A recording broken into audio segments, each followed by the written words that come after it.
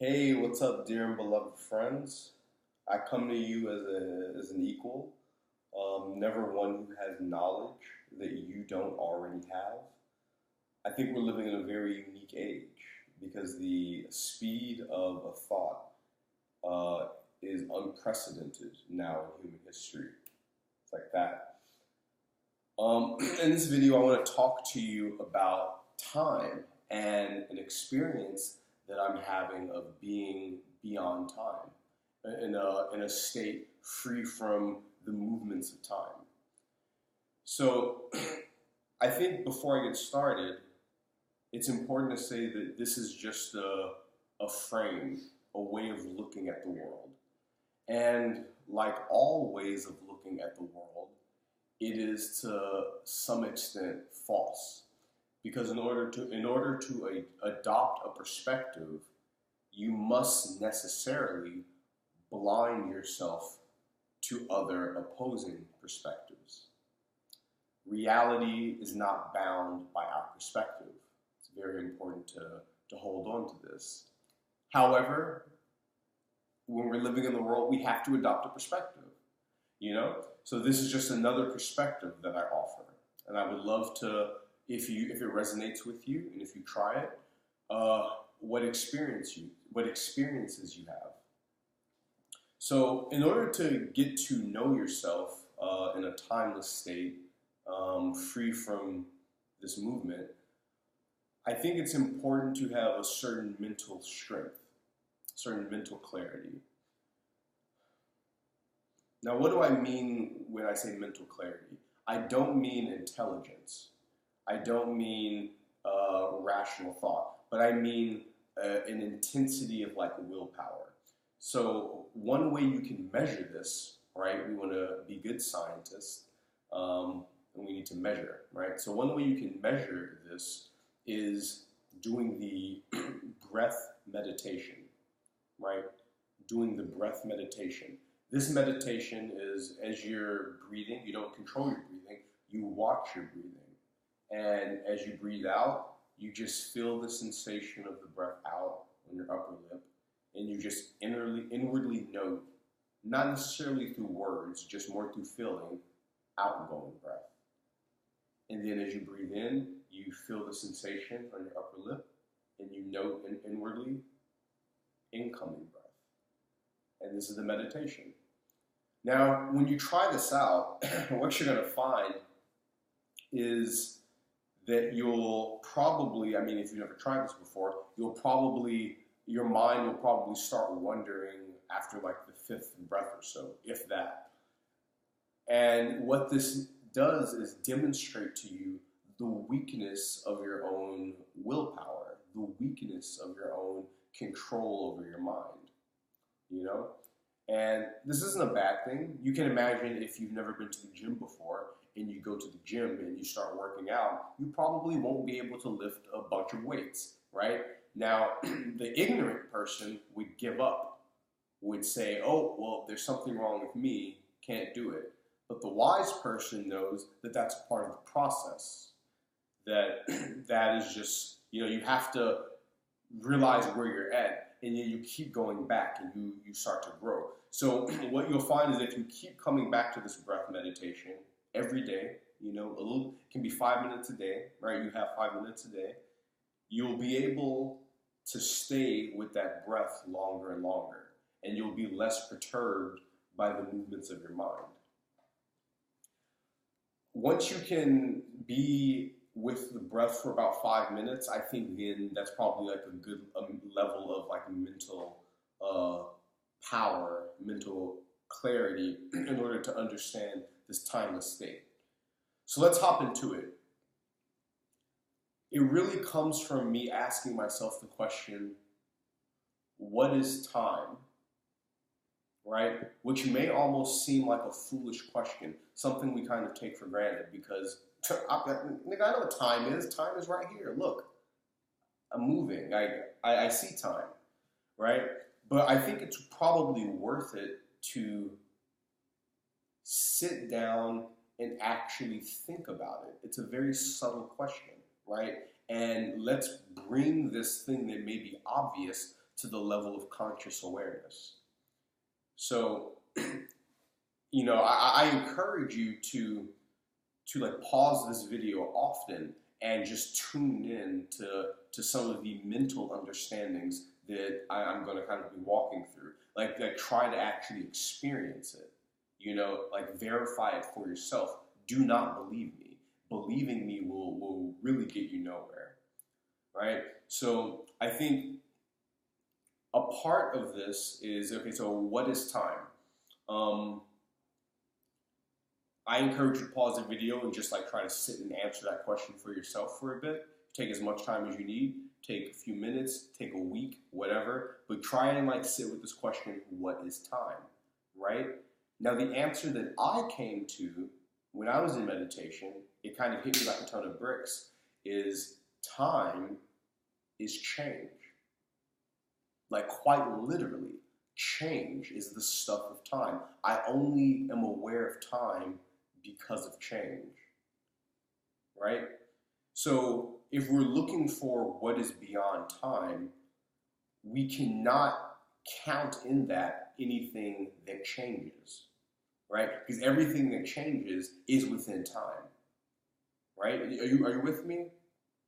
Okay, so let's see what changes, right? Because if we see what changes, then we can discount that. We can say, okay, well, this thing is in time, right? And I'm the hypothesis that I'm putting forward is that there exists an experience of a timeless state, of a state that is beyond time, right? All right, so I encourage you to sit, be with yourself, 2 minutes, 3 minutes, and experience, some people say 2 to 5 seconds. And just think about, well, what's not changing, right? What isn't changing? Well, clearly the world is changing. And I think this is one of the great things that science has given us. It's an understanding of our natural world. Now, this cap looks maybe that it's not changing, but we know on the atomic levels there's much movement occurring. We know it's constantly changing, right? So we know everything in our physical reality is constantly changing. So when I say you are beyond time, I don't mean anything you're experiencing in physical reality, right? That's clearly in the nature of time. So let's not look at the physical reality. Let's look at yourself. Whatever idea of yourself you think you have, and I'll go through different ideas of yourself that you may think you have. So if you look at your body, right? Your body. Is change occurring? Now, if you sit in a deep meditation, if you do that breath exercise for several hours, actually, what will start to happen is your mind will become more capable of subtle levels of sensation. You'll be able to pick up subtler sensations. And it's more or less temporary. I did a meditation retreat once, and we had to watch our breath for pretty much all day. And what wound up happening was wild, is my mind was able to sense very, very subtle sensations in the body. Now, my mind isn't at that point anymore because I haven't continued that meditation. But if you're interested in that, I highly encourage it. But if you bring your mind to that level of awareness, you know that your body is constantly changing. That there's always movement occurring, right? On the skin, in the blood, in the heart, right? Now, of course, if you aren't at that level of awareness, then science has told us that the body is constantly changing. Our cells are growing and dying over and over again, right? Now, if you think back to your first memory, the very first memory that you have, the body that you had during that first memory is completely different than the body you have now. All of the cells of that old body are gone. They're dead. And the body that is listening to these words, completely fresh, right? So you can quite literally be said not to be the body, right? The body is an aspect of our experience. I don't want to discount the body. The body is so important. I love the body. body is the vehicle for existing in life. However, it cannot be said to be you. If you're that's what I found when I'm like looking at this. So that's the body. Well, we have the mind, right? I have my emotional body, my mental body. Well, let's do the same exercise. Sit for a moment and think, well, what changes?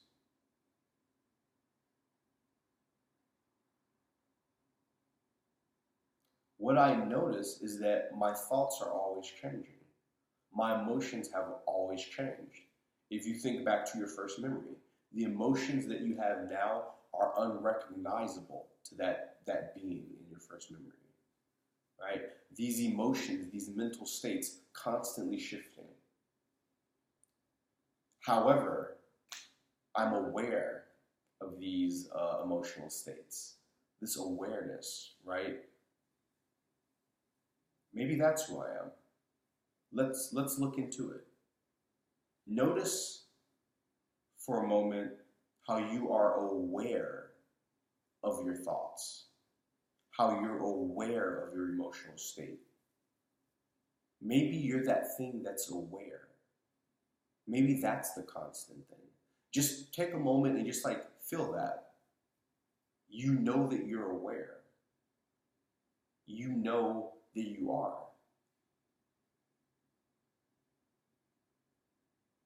Now, this is the insight that came to me in meditation. That knowledge needs time. The act of knowing exists within time. This is very significant if you can understand it.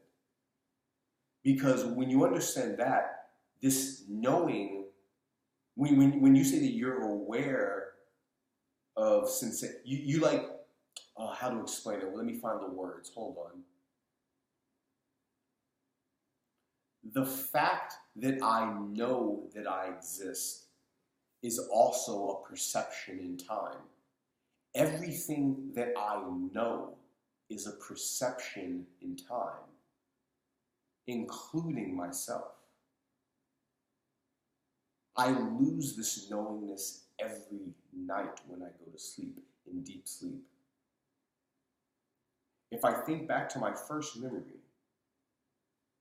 right, my first knowingness, my first like experience of me, there's a moment that I can hold on to that I know palpably that's right before my first experience. Think back to your first memory. Now think right back to the moment just before that pure isness, where you didn't even know that you existed, but you existed. Right? Even the sensation of I am, of the thing that is aware, is also knowledge that exists in time. But there is a isness. It can't even be said to be me. It's closer to me than the idea of me. And I feel like the best word is isness, is just pure knowing, pure being, right? That you can palpably feel because it's here right now. And you know this because the idea you have of yourself in your first memory is different than the idea you have of yourself now. And the idea you have of yourself will keep changing. However, there is something that is continuing. There's something that has remained. There's something that has been unchanged, right? And it isn't anything, but it's just the pure fact of isness, of being. Have noticed that for a moment, that has never changed. And just like feel that. And that is when I am looking for the sensation of myself, when I'm looking, this is as close as it gets. And when you can fall into this space, when you can exist into this space, you start to have very tactile, palpable experiences of an experience of yourself beyond time, not subject to time. Everything is subject to time. You are not a thing. You know, I think it's very interesting when people say that they're searching for the present moment. You know, this is very popular in a lot of spiritual circles. Whew, I'm looking for the present moment. And it's a very beautiful thing to look for. I think the reason why I find it interesting is because you are always in the present moment. In fact, it's better said that you are helplessly in the present moment. You cannot help it. Because, in fact, you are the present moment. Not the you body mind, but the present moment itself. That has never changed. That is this isness. That is this space in which reality, which universes come, and then when they meet you, aka the present moment, they taste reality. Universes come to you to taste reality. Right? And you can start to feel this and see this and live in this experience in your everyday goings. So I think what I just said is kind of dangerous. Because the mind is very tricky, the mind is very subtle. The mind will try to own ideas.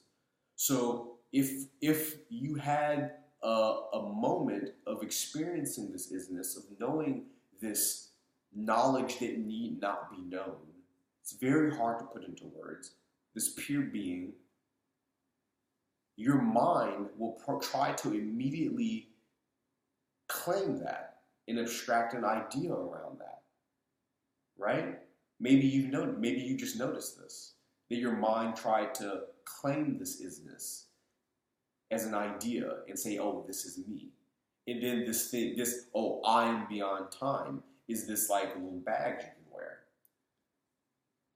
So I think calling out the tricks of the ego is one of the best things you can do to just prepare for that challenge, right? So if you find your mind doing this, then hey, it's a part of the journey, right? How are you going to respond?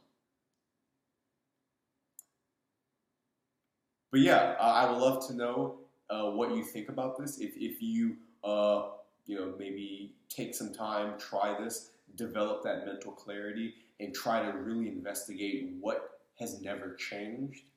Like I said, the answer that I've come to is this like fact of being, this pure isness that is so primary, I cannot even say that I exist. Because when I say I exist, that almost introduces like, it's so much more fundamental than that notion, right? So if you can tap into that, I would love to know how you experience it. If you have different experiences of time, I'm also very interested in that. You know, I'm particularly interested in people who astral project. I'm just getting into the astral plane, the astral world, and I know in that space you are not bound by the time as we know it. So if you have different experiences of time, I'm very interested in that, and I would love it if you could share some of that wisdom with me. But yeah, let me know what you think.